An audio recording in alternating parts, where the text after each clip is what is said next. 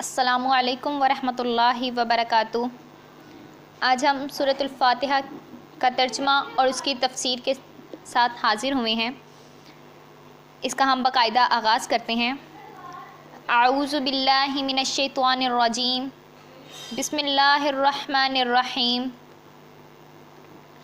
الحمد للہ رب العالمین، الحمد تمام تعریفیں، للہ اللہ کے لیے، رب العالمین جو تمام جہانوں کا پروردگار ہے، الرحمن الرحیم الرحمن جو بہت مہربان ہے، الرحیم رحم کرنے والا ہے، مالک یوم الدین مالک ہے یوم الدین روز جزا کا، ایاک نعبد و ایاک نستعین، ایاک نعبد ہم صرف تیری عبادت کرتے ہیں، و ایاک نستعین اور صرف تجھ سے ہی مدد چاہتے ہیں۔ اہدنا الصراط المستقیم، اہدنا ہمیں ہدایت دے، الصراط المستقیم سیدھے راستے کی، صراط الذین انعمت علیہم غیر المغضوب علیہم ولا الضالین، صراط الذین ان لوگوں کا راستہ، انعمت علیہم جن پر تو نے اپنا انعام کیا، غیری نہ کہ، المغضوبی غضب کیا، علیہم ان پر، ولا الضالین اور نہ جو گمراہ ہوئے۔ اس کی تفسیر کی جانب بڑھنے سے پہلے ہم اس سورت کے چند فضائل اور اسماء گرامی جان لیتے ہیں۔ در حقیقت سورہ فاتحہ ایک مکی سورت ہے۔ بعض علماء نے اسے مدنی بھی کہا ہے اور بعض علماء تفسیر نے فرمایا ہے کہ یہ سورت 2 بار نازل ہوئی، ایک بار مکہ مکرمہ میں اور ایک مرتبہ مدینہ منورہ میں۔ اس سورت کے اور بھی بہت سے نام ہیں، لیکن جو چند نام ہیں وہ آپ کے سامنے ذکر کیے دیتے ہیں۔ فاتحۃ الکتاب، فاتحۃ القرآن، ام الکتاب، ام القرآن، سورۃ الحمد۔ قرآن پاک میں ایک جگہ آتا ہے، اور ہم نے آپ کو 7 آیتیں دی جو بار بار پڑھی جاتی ہیں اور قرآن عظیم دیا۔ امام بخاری اپنی کتاب میں فرماتے ہیں کہ سورہ فاتحہ کا نام ام الکتاب اس لیے رکھا گیا کہ یہ مصاحف میں بالکل شروع میں لکھی جاتی ہے اور نماز میں اسی سے قرات شروع کی جاتی ہے، اور فاتحہ کی یہ بہت بڑی فضیلت ہے کہ نماز کی ہر رکعت میں پڑھی جاتی ہے۔ ان حضرت صلی اللہ علیہ وآلہ وسلم نے سورہ فاتحہ کو اعظم سورت فی القرآن یعنی قرآن پاک کی عظیم ترین سورت قرار دیا۔ ان حضرت صلی اللہ علیہ وآلہ وسلم نے سورہ فاتحہ کے بارے میں فرمایا کہ اللہ کی قسم اس جیسی سورت نہ توریت میں اتاری گئی، نہ انجیل میں، نہ زبور میں۔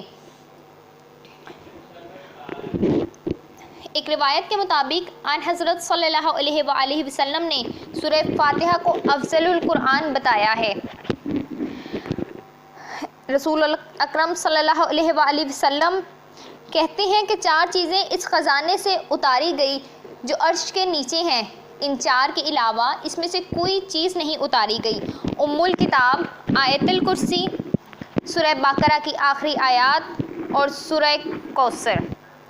حضرت مجاہد نے فرمایا کہ ابلیس ملعون 4 مرتبہ رویا، ایک تو اس وقت رویا جب سورہ فاتحہ نازل ہوئی، دوسرا اس وقت جب وہ ملعون قرار دیا گیا، تیسرا جب زمین پر اتارا گیا، اور چوتھا جب سیدنا محمد رسول اللہ صلی اللہ علیہ وآلہ وسلم کی بعثت ہوئی۔ حضرت جبرائیل علیہ السلام فخر عالم صلی اللہ علیہ وآلہ وسلم کی خدمت میں بیٹھے ہوئے تھے کہ آسمان کی طرف سے ایک آواز سنی۔ حضرت جبرائیل علیہ السلام نے اپنی نظر آسمان کی طرف اٹھائی اور کہا کہ آسمان کا ایک دروازہ کھولا گیا ہے جو اس سے پہلے کبھی نہیں کھولا گیا تھا۔ ایک فرشتہ نازل ہوتا ہے، اور حضرت جبرائیل علیہ السلام نے عرض کیا کہ یہ ایسا فرشتہ ہے جو آج سے پہلے کبھی زمین پر نہیں اترا۔ اس فرشتے نے آن حضرت صلی اللہ علیہ وآلہ وسلم کو سلام کیا اور عرض کیا کہ آپ خوشخبری سن لیجئے، 2 نور آپ کو ایسے ملے ہیں جو آپ سے پہلے کسی نبی کو نہیں ملے تھے۔ اس میں سب سے پہلے آتا ہے فاتحۃ الکتاب، نمبر 2 پہ سورہ بقرہ کی آخری 2 آیتیں۔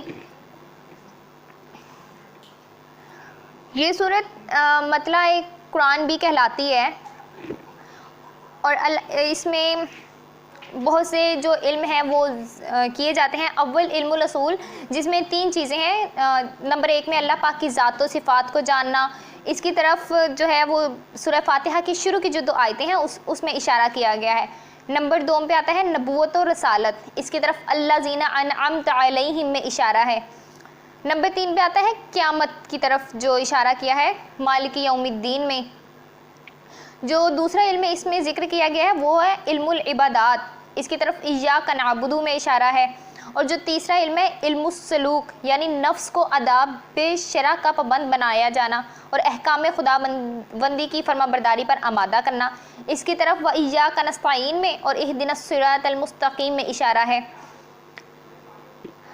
آن حضرت صلی اللہ علیہ وآلہ وسلم فخر عالم نے ارشاد فرمایا کہ اللہ تعالیٰ کا ارشاد ہے کہ میں نے نماز کو، یعنی نماز کے جو اہم ترین حصے ہیں اس کو اپنے اور بندے کے درمیان آدھا آدھا تقسیم کر دیا ہے، اور بندہ جو سوال کرے اس کے لیے وہی ہے. اس کی تفصیل اس طرح سے ہے کہ جب بندہ کہتا ہے الحمدللہ رب العالمین تو اللہ تعالیٰ فرماتے ہیں میرے بندے نے میری تعریف کی. اس کے بعد جب بندہ کہتا ہے الرحمن الرحیم تو اللہ تعالیٰ فرماتے ہیں میرے بندے نے میری بڑائی بیان کی. جب بندہ کہتا ہے مالک یوم الدین تو اللہ تعالیٰ فرماتے ہیں میرے بندے نے میری بزرگی بیان کی. پھر جب بندہ کہتا ہے ایاک نعبد و ایاک نستعین تو اللہ تعالیٰ فرماتے ہیں یہ میرے اور میرے بندے کے درمیان ہے، اور میرا بندہ جو سوال کرے اس کے لیے وہی ہے.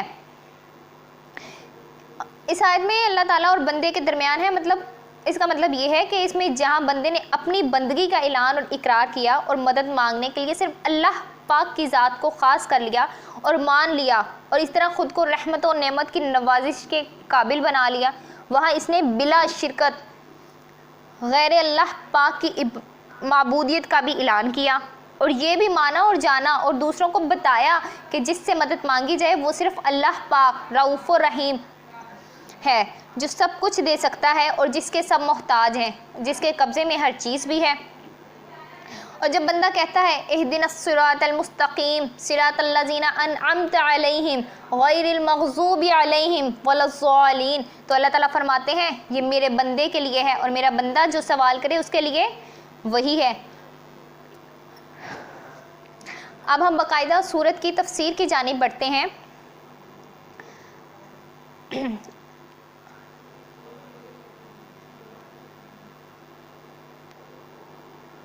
الحمدللہ رب العالمین، سب تعریفیں اللہ ہی کے لیے ہیں جو پروردگار ہے تمام جہانوں کا.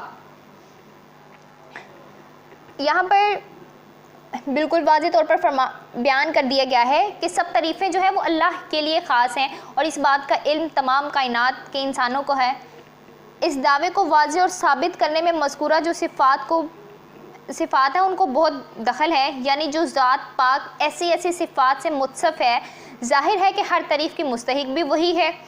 جو اللہ کی تعریف کسی نے کی ہے یا آئندہ کوئی کرے گا اس کا اللہ تعالیٰ کے لیے خاص ہونا تو ظاہر ہے، اور جو تعریفیں اس کی مخلوق کی جاتی ہیں یا آئندہ کبھی کی جائیں گی یا گزشتہ تمام زمانوں میں ہو چکی ہیں وہ بھی در حقیقت اللہ پاک کی ہی تعریفیں ہیں، کیونکہ ہر صاحب کمال کو اس نے وجود بخشا ہے اور کمال سے نوازا ہے، کمال اور صاحب کمال کی پرورش فرمائی ہے.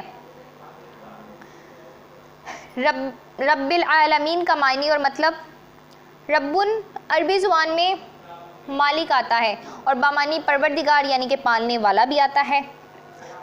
اللہ پاک تمام جہانوں کے مالک ہیں اور پالنے والے بھی ہیں. یوں تو جو ساری مخلوق بحیثیت مخلوق کے ایک عالم ہے، لیکن مخلوق کی بے شمار قسمیں ہیں. ہر قسم کو علیحدہ علیحدہ عالم قرار دے کر جمع عالمین لائی گئی ہے. گویا اس میں اس طرف اشارہ ہے کہ خدائے پاک نے جاننے اور پہچاننے کے لیے ایک عالم، بلکہ اس کا ایک ذرہ بھی کافی ہے، لیکن عالم اتنے زیادہ اور بے شمار ہیں کہ ان کو دیکھ کر اگر کوئی کوڑ مغز بد باطن خدائے پاک کو نہ پہچانے تو اس کی محرومی، بد نصیبی، جہالت کی بھی تردید ہے. جو بعض مخلوقات کو معبود مانتے ہیں اور خالق کو چھوڑ کر مخلوق کو مملوک کے سامنے جبین نیاز رکھتے ہیں. مقاتل بن حیان نے فرمایا کہ عالم 80,000 ہیں، 40,000 خشکی میں اور 40,000 سمندر میں. حضرت وہب رضی اللہ عنہ نے فرمایا کہ عالموں کی جو تعداد 18,000 ہے، لیکن صحیح بات جو ہے وہ آتی ہے کہ عالموں کی تعداد جو ہے صرف اللہ کے سوا کوئی نہیں جانتا۔ اللہ جل شانہ سارے جہانوں کا خالق بھی ہے اور مالک بھی اور پرورش کرنے والا بھی۔ اس نے صرف وجود ہی نہیں دیا بلکہ مخلوق کو زندہ رکھنے کے لیے اسباب بھی پیدا فرمائے ہیں۔ وہ رزق بھی دیتا ہے، کھلاتا پلاتا بھی ہے، ہر فرد تک رزق پہنچاتا ہے۔ جب کھانے والا رزق کھا لیتا ہے تو وہ اس رزق کو بچاتا ہے، جس سے جسم بڑھتا ہے، خون پیدا ہوتا ہے، رگوں میں دوڑتا ہے، اور یہ سب بقائے حیات کا ذریعہ بن جاتے ہیں۔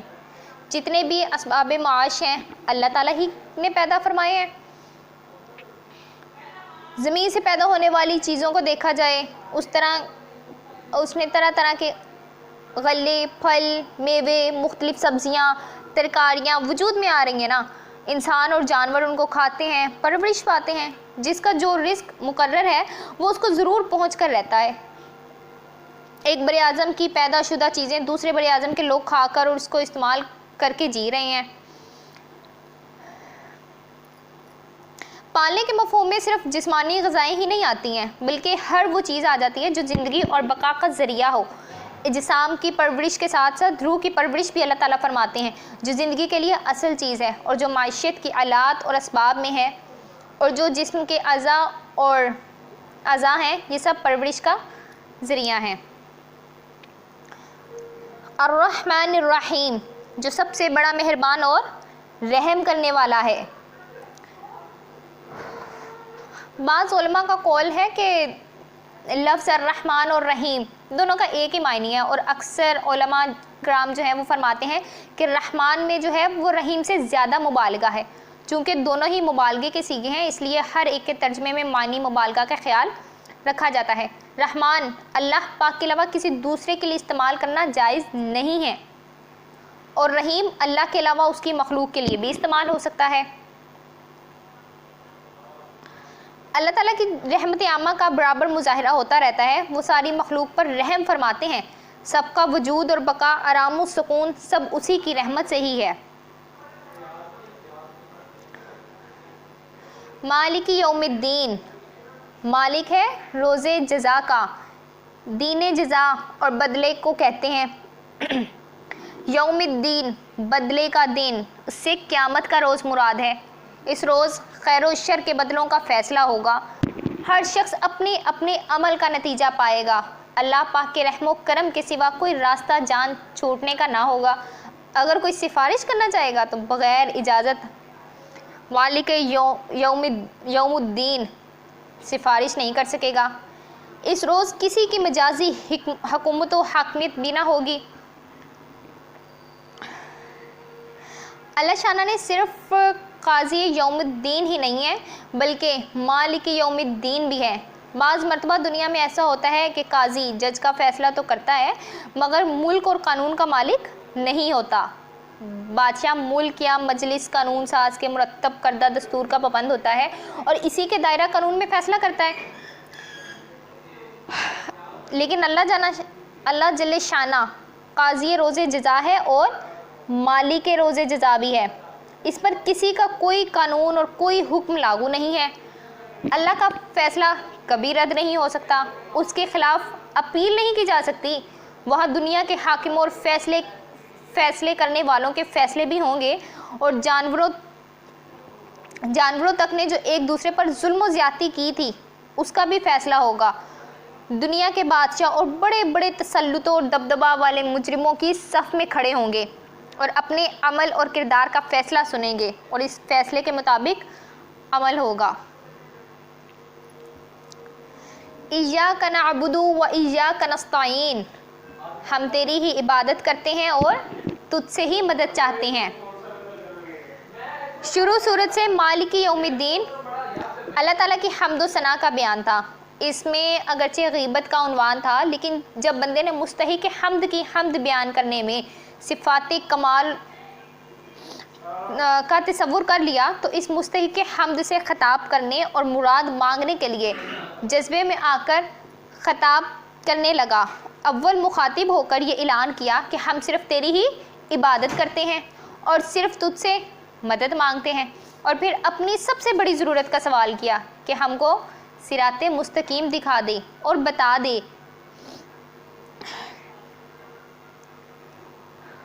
اس وجہ سے یہاں پر یہ ترجمہ کیا گیا ہے کہ ہم صرف تیری عبادت کرتے ہیں، تجھ سے مدد مانگتے ہیں۔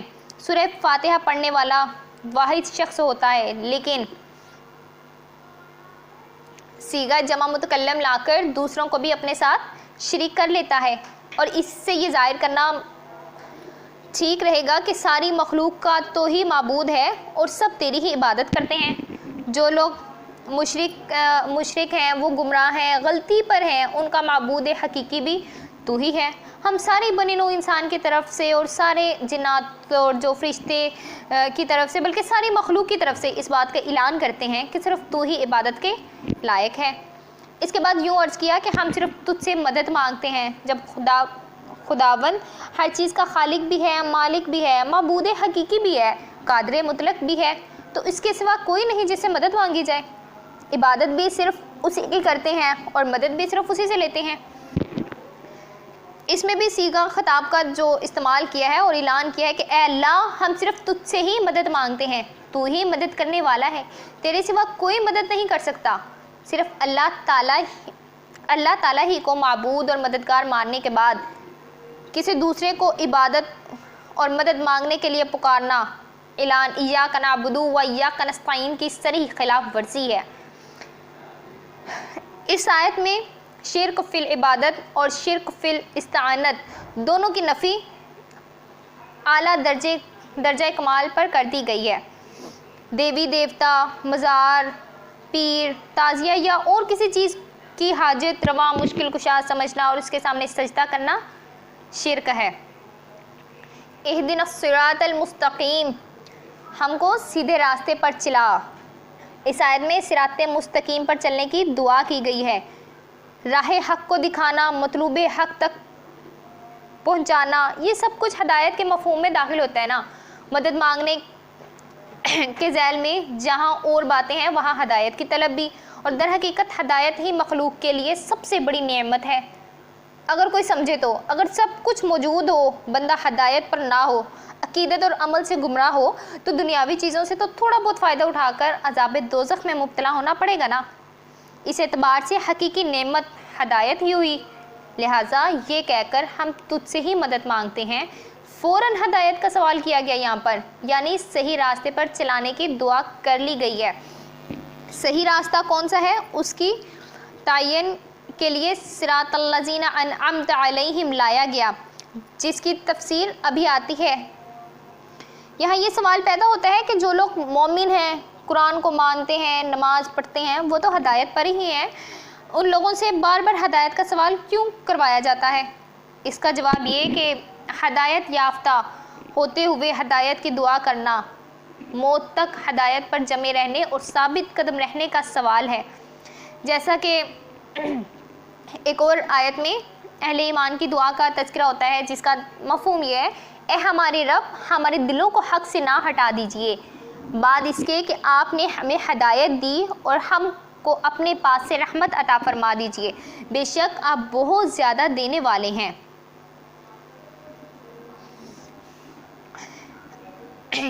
ہمیں واضح یہاں پر کہا جا رہا ہے کہ ہمیں واضح شاہراہ پر ثابت قدم رکھیں، جیسے آپ کھڑے ہوئے کو کہیں قم، کھڑا رہ یہاں تک کہ میں تیرے پاس واپس آؤں، یعنی جس طرح تم کھڑے ہو اسی طرح کھڑے رہو۔ یا اہدنا الصراط المستقیم کا معنی ہے کہ یا اللہ، آپ ہمیں مستقبل میں بھی اسی طرح ہدایت سے مشرف رکھیں جس طرح حال میں ہدایت سے مشرف رکھا ہوا ہے۔ صراط الذین انعمت علیہم غیر المغضوب علیہم ولا الضالین۔ اس میں صراط مستقیم والے کون حضرات ہیں؟ صراط الذین انعمت علیہم، ادھر ان الفاظ کے اندر صراط مستقیم کی تعین کر دی گئی ہے۔ صراط مستقیم سیدھا راستہ کیا ہے؟ جتنی جماعتیں اور قومیں دنیا میں بستی ہیں وہ اپنے آپ کو ہدایت پر ہی سمجھتے ہیں، یعنی کہ دنیا کا ہر انسان سمجھتا ہے کہ وہ ہدایت پر ہی چل رہا ہے، لیکن وہ کون سا راستہ ہے جسے سیدھا راستہ مانا جائے اور جس پر چلنے سے اللہ کی خوشنودی حاصل ہوگی اور آخرت میں نجات ملے گی؟ اس کے بتانے کے لیے ارشاد فرمایا ہے کہ ان لوگوں کا راستہ صراط مستقیم ہے جن پر اللہ تعالیٰ اپنا انعام فرماتے ہیں۔ یہ حضرات کون سے ہیں؟ ان کا ذکر انشاءاللہ تعالیٰ ہم آگے جا کر کریں گے۔ اور ایک جگہ پہ آتا ہے، اور جو شخص اللہ اور اس کے رسول کی فرما برداری کرے، یہ اشخاص ان لوگوں کے ساتھ ہوں گے جن پر اللہ تعالیٰ نے انعام فرمایا، یعنی انبیاء کرام، صدیقین، شہداء کرام اور صالحین۔ اور یہ حضرات بہت اچھے رفیق ہیں۔ اس سے واضح ہو گیا کہ ان حضرات پر اللہ تعالیٰ نے انعام فرمایا ہے۔ سورہ فاتحہ میں انہی حضرات کے راستے کو صراط مستقیم یعنی صحیح اور سیدھا راستہ بتایا گیا ہے۔ مغضوب علیہم ولا الضالین کے راستے سے بچنے کی دعا، جن پر غصہ نہیں کیا اور جو گمراہ نہیں ہیں۔ یہ الذین انعمت علیہم کی صفت ہے، مطلب یہ ہے کہ اے اللہ جن حضرات پر آپ نے انعام فرمایا یہ وہ حضرات ہیں جن پر آپ کا غصہ نہیں اور جو گمراہ نہیں ہیں۔ مفسر ابن کثیر جو ہیں بعض روایات میں انہوں نے نقل کی ہے کہ جن میں یہ تصریح کی ہے کہ رسول اکرم صلی اللہ علیہ وسلم نے ارشاد فرمایا کہ المغضوب علیہم سے یہود اور نصارہ مراد ہیں۔ حضرت ابن عباس رضی اللہ عنہ اور حضرت ابن مسعود سے بھی اس طرح منقول ہے۔ یہودیوں کے بارے میں سورہ بقرہ میں فرمایا ہے کہ وہ غصے پر غصے کے مستحق ہوئے، اور نصارہ کے بارے میں سورہ مائدہ میں آتا ہے کہ ان لوگوں کی خواہشات کا اتباع نہ کرو جو پہلے گمراہ ہو چکے ہیں، اور انہوں نے بہت سوں کو گمراہ کیا اور سیدھے راستے سے بھٹکا دیا۔ یہودیوں نے علم کے ہوتے ہوئے علم کو کھو دیا اور حق کو بھی ٹھکرایا۔ نصارہ علم کے مدعی نہ تھے اور علم سے خالی بھی تھے، لیکن اپنے آپ کو عبادت گزار سمجھتے تھے۔ یہی آج کل ہماری دنیا میں بھی ہو رہا ہے کہ ہم راہ حق پر ہوتے نہیں ہیں، لیکن ہمیں لگتا ہے کہ شاید ہم ہدایت پر چل رہے ہیں۔ تو جو نصارہ تھے ان کے راہب پہاڑوں میں رہتے تھے، عبادت میں طرح طرح کی جو تھی تکلیفیں جھیلتے تھے، عبادت کے طریقے انہوں نے خود نکالے ہوئے تھے۔ یہ لوگ راہ حق سے ہٹے، گمراہ ہوئے۔ جو شخص علم کے ہوتے ہوئے عمل چھوڑ دے وہ زیادہ مستحق غضب ہوتا ہے نا، اس لیے صفت مغضوبیت یہودیوں کے لیے خاص طور سے ذکر کی گئی ہے یہاں پر۔ اور نصارہ نے عمل کا ارادہ تو کیا لیکن بے علمی کی وجہ سے طریقہ غلط اختیار کر گئے اور اتباع حق کو چھوڑ کر بے راہ ہو گئے۔ اور اہل ایمان کا طریقہ کیا ہے؟ وہ یہ ہے کہ حق کا علم بھی ہو، اس پر عمل بھی ہو۔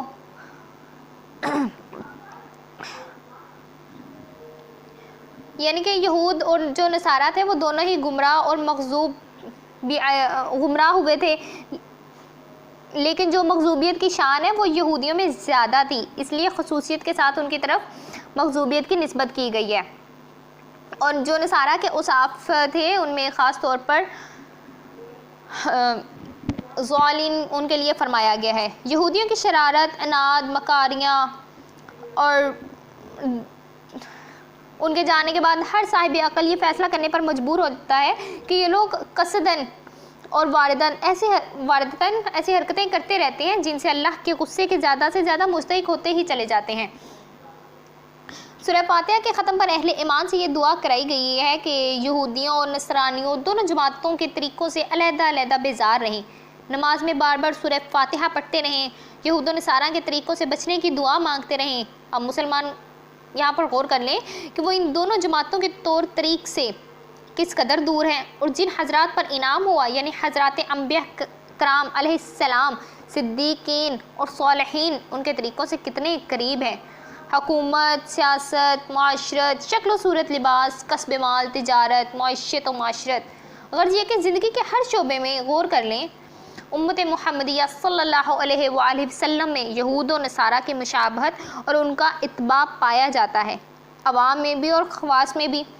جو لوگ نماز پڑھتے ہیں، نماز میں دعا کرتے ہیں کہ ہمیں مغضوب علیہم اور ضالین کے راستے سے بچا، وہ لوگ بھی ان کی اتباع سے پرہیز نہیں کرتے۔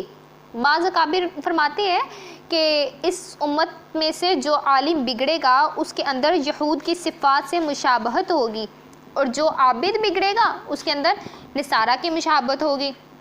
در حقیقت صحیح فرمایا، امت کا جو حال نظروں کے سامنے ہے، جو مغضوب ہیں اور ضالین ہیں، عام لوگوں کو انہی کے طریقے محبوب ہیں۔ جن حضرات پر اللہ تعالیٰ نے انعام فرمایا ان کے راستے کے علاوہ جتنے بھی دین، مذہب، فرقے، جماعتیں، پارٹیاں سبھی صراط مستقیم سے خارج ہیں، مومن کے لیے ان سب سے بچنا فرض ہے بلکہ واجب ہے، لیکن خصوصیت کے ساتھ یہود و نصارہ کے راستے سے بچنے کی دعا مانگنے کی اس لیے تلقین کی گئی ہے کہ ایک مسلمان بت پرست، دوہری منکر خدا ہونا گوارا نہیں کر سکتا اور اہل کتاب کے راستوں کو اختیار کر سکتا ہے۔ اہل کتاب کے دونوں فرقوں کا نام نہیں لیا گیا بلکہ ان کے انجام کار ہی کو ان کا لقب بنا کر ذکر فرما دیا ہے،